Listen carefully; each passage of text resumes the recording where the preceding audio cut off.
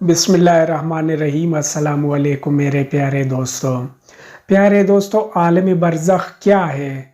आलम बरज़ख में रूहें किस तरह और कैसे रहती हैं? आलम बरज़ख में रूहों को क्या ग़िज़ाएँ मिलती हैं या नहीं? और आलम बरज़ख का हज़रत आयशा रज़ी अल्लाह ताला अन्हो ने क्यों इनकार किया था? आज की वीडियो में हम ये सब जानने की कोशिश करेंगे। तो आप दोस्तों से गुजारिश है कि हमारे साथ बने रहिए और वीडियो को पूरे का पूरे देख लीजिए ताकि सारी बातें, सारी चीज़ें आप लोगों की फहम में आ जाएं।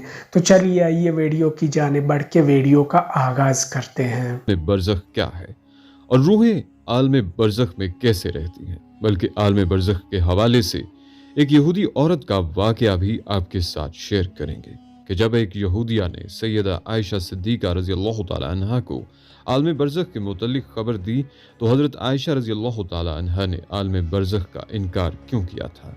वीडियो में आप ये भी जान पाएंगे कि इंसान के मरने के बाद क्या होता है, यानी आलम बरज़ख के ज़िंदगी कैसी है, यहाँ पर लोग कैसे रहते हैं, लोग यहाँ पर क्या खाते पीते हैं, और हाँ ये भी आपको बताएंगे कि इंसान जब मर जाता है तो आलम बरज़ख में दुनिया के मामलात को कैसे याद रखता है।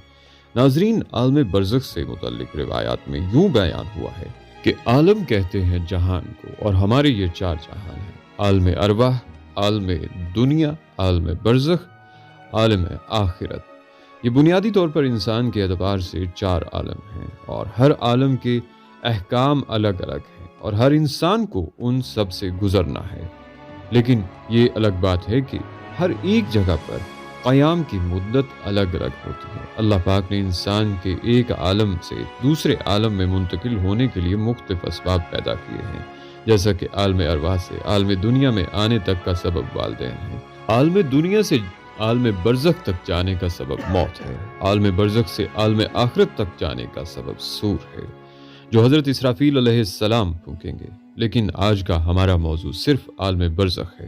नाज़रीन, बरज़ख के लफ्ज़ी मानी आड़ या पर्दा के हैं। इंसान की मौत से लेकर क़यामत तक उठने का वक्फ़ा बरज़ख कहलाता है। यानी अगर ये कहा जाए कि ये वो मुकामात हैं कि जिनमें मौत के बाद हशर तक रूहें रहती हैं, यानी बरज़ख में तमाम इंसानों और जिन्नों को मौत के बाद रहना है। और ये आलम बरज़ख हमारी दुनिया से बहुत बड़ा जहान है, यानी बरज़खी ज़िंदगी दुनियावी ज़िंदगी से बहुत बड़ी है, लेकिन वो भी एक दिन ख़त्म होनी है। अल्लाह पाक सूरह मोमिनून में फरमाते हैं, और उनके आगे एक आड़ है इस दिन तक जिसमें ये उठाए जाएंगे। नाज़रीन, आलम बरज़ख में पहुँचने के बाद इंसान का आखिरत की तरफ सफ़र शुरू हो जाता है। हुज़ूर सल्लल्लाहु अलैहि वसल्लम ने इस बारे में फरमाया, बेशक आखिरत की सबसे पहली मंजिल कब्र है। अगर कब्र वाले ने इससे निजात हासिल कर ली तो बाद का मामला भी आसान होगा, और अगर इससे निजात ना पा सका तो बाद का मामला ज़्यादा सख्त है। बल्कि सैयदा आयशा सिद्दीक़ा रज़ी अल्लाह तआला अन्हा को जब यहूदिया ने अज़ाब कब्र के मुतल्लिक़ ख़बर दी और उनसे कहा कि अल्लाह तुझे कब्र के अज़ाब से बचाए, तो हज़रत आयशा रज़ी अल्लाह तआला अन्हा ने मुसलमानों के लिए अज़ाब कब्र का इनकार किया।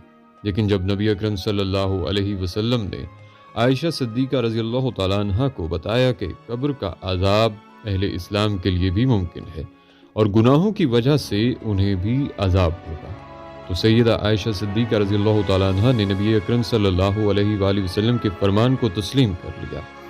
ये वाक़या अहादीस की बहुत सी कुतुब में मुफस्सल और मुख्तसर बयान हुआ है, जिसकी तफसील कुछ इस तरह है कि उम्मुल मोमिनीन सैयदा आयशा सिद्दीक़ा रज़ी अल्लाह तआला अन्हा को पहली मर्तबा एक यहूदी औरत ने अज़ाबुल कब्र के मुतल्लिक़ बताया, लेकिन उन्होंने इसकी तस्दीक न की। नबी सल्लल्लाहु अलैहि वसल्लम ने भी यहूद को झूठा करार दिया। बाद में आप सल्लल्लाहु अलैहि वसल्लम पर वही भेजी गई और आप सल्लल्लाहु अलैहि वसल्लम को अज़ाबुल कब्र के बारे में बताया गया। उसी दिन सूरज को ग्रहण लग गया और आप सल्लल्लाहु अलैहि वसल्लम के बेटे सैयदना इब्राहीम अलैहिस्सलाम का इंतकाल भी हो गया।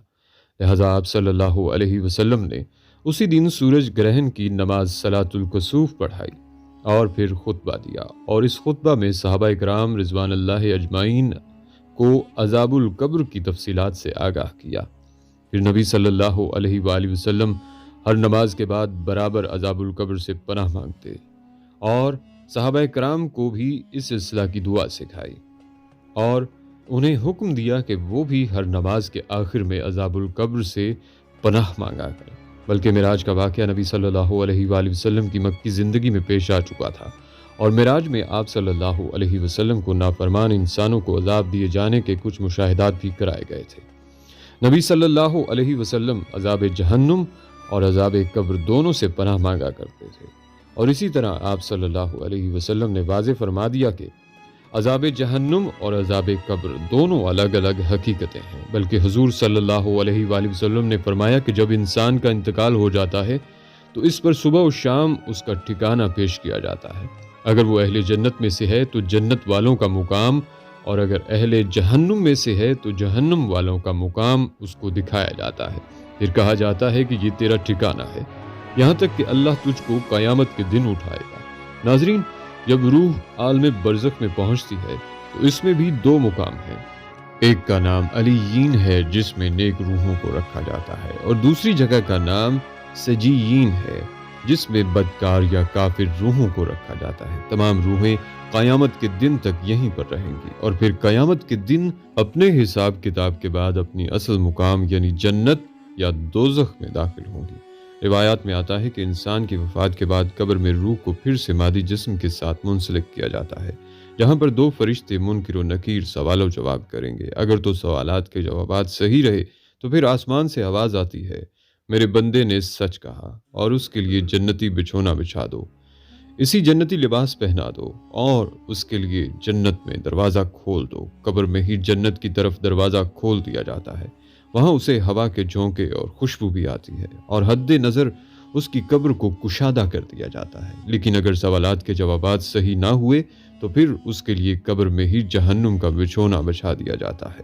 جہنم کی گرمی اسے ہر وقت محسوس کروائی جاتی ہے، اور اس کی قبر اتنی تنگ ہو جاتی ہے کہ پسلیاں آپس میں دھس جاتی ہیں۔ اس طرح اگر اعمال کے حساب سے نیک روح ہے تو وہ خوبصورت نورانی فرشتے روح کو علین میں چھوڑ دیتے ہیں، اور اگر اعمال برے ہوں تو دو خوفناک نکیلے دانتوں والے فرشتے برے انسان کی روح کو سجین میں ڈال دیتے ہیں۔ سجین کیونکہ بری اور بدکار روحوں کا ٹھکانہ ہے، اسی لیے وہاں پہنچ کر بری روحوں پر عذاب آنا شروع ہو جاتا ہے، جبکہ علین میں موجود روحوں پر کوئی پابندی عائد نہیں ہوتی، اور وہ باغ نما اور جگہ پر ایک دوسرے کے ساتھ موجود ہوتے ہیں۔ نیک روحیں علین میں ایک دوسرے کے ساتھ رہتی ہیں اور ایک دوسرے کو پہچانتی بھی ہیں، جبکہ سجین بدکار قید و بند میں مبتلا عذاب کا مزہ چکھتی ہیں۔ علین میں موجود روحیں ایک دوسرے کو دیکھ کر خوش ہوتی ہیں، ایک دوسرے سے باتیں کرتی ہیں، دنیا کے حالات کو یاد کرتی ہیں جو وقت انہوں نے دنیا میں گزارا، اور نئی آنے والی روحوں سے اپنے پیاروں کی خبر بھی لیتی ہیں کہ میرا فلاں رشتہ دار کس حال میں ہے۔ اگر نئی آنے والی روح یہ کہے کہ تمہارا فلاں رشتہ دار تو کب کا مر چکا ہے مگر وہ یہاں علین میں نہیں پہنچا، تو یہ نیک روح سمجھ جاتی ہے کہ اسے سجین میں بھیج دیا گیا ہوگا۔ نیک روحیں اپنے رشتہ داروں کا انتظار علین میں ایسے ہی کرتی ہیں جیسے کوئی گھر سے دور اپنے گھر والوں میں ملنے کا انتظار کرتا ہے۔ اس کے علاوہ علین میں نیک لوگوں کے علاوہ انبیاء کرام، شہداء اور صدیقین کی روحیں بھی ایک دوسرے کے ساتھ مل کر باتیں کرتی ہیں۔ بلکہ روایت میں آتا ہے کہ نیک روحیں اپنے قریبی رشتہ داروں سے ملاقات کریں گی، جیسا کہ نبی پاک صلی اللہ علیہ وآلہ وسلم نے حضرت فاطمہ رضی اللہ تعالیٰ عنہ سے فرمایا تھا کہ میرے وصال کے بعد سب سے پہلے فاطمہ تم ہی مجھ سے ملو گی، اور بالکل ایسا ہی ہوا، اور آپ صلی اللہ علیہ وآلہ وسلم کے وصال کے 4 سے 6 مہینے بعد حضرت فاطمہ رضی اللہ تعالیٰ عنہ حضور اکرم صلی اللہ علیہ وآلہ وسلم سے جا ملی۔ ناظرین، یہ یاد رہے کہ عالم برزخ میں روحیں عالم محشر قائم ہونے تک رہیں گی، یعنی قیامت کے دن تک روحوں کا مقام عالم برزخ میں رہے گا، اور قیامت ہی وہ دن ہوگا جب روحوں کو جسموں میں منتقل کر کے اٹھایا جائے گا، پھر حساب کتاب کے بعد جنت یا جہنم میں ڈال دیا جائے گا، اور پھر وہی مستقل ٹھکانہ ہوگا۔ بلکہ ناظرین، حضرت عثمان غنی رضی اللہ تعالیٰ عنہ جب کسی قبر کے پاس کھڑے ہوتے تو اس قدر روتے کہ داڑھی مبارک تر ہو جاتی تھی۔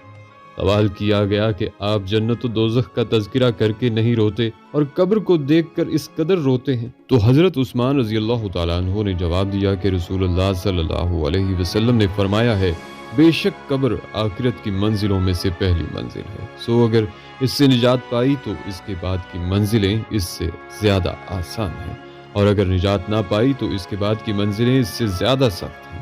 حضرت عثمان رضی اللہ تعالیٰ عنہ فرماتے ہیں کہ اللہ کے رسول صلی اللہ علیہ وسلم نے ارشاد فرمایا، میں نے کبھی کوئی منظر قبر کے عذاب سے زیادہ سخت نہیں دیکھا، بلکہ حضرت ابن عباس رضی اللہ تعالیٰ عنہ سے مروی ہے کہ حضور اکرم صلی اللہ علیہ وسلم مدینہ یا مکہ کے کسی باغ سے گزرے، اتنے میں دو انسانوں کی آواز سنی جن کو قبر میں عذاب دیا جا رہا تھا۔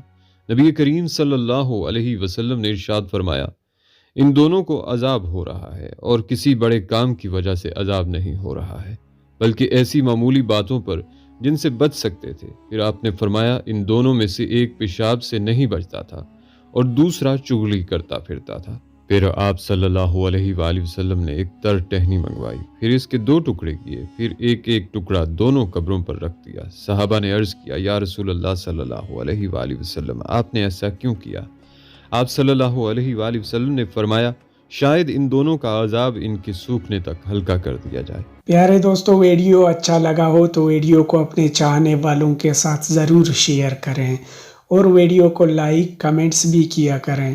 اگر آپ ہمارے چینل پہ نئے ہیں تو چینل کو سبسکرائب کر کے گھنٹی کا نشان ضرور دبائیں۔ ملتے ہیں ایک ایسی ہی دلچسپ ویڈیو کے ساتھ، تب تک کے لیے اجازت دیجیے۔ اللہ حافظ۔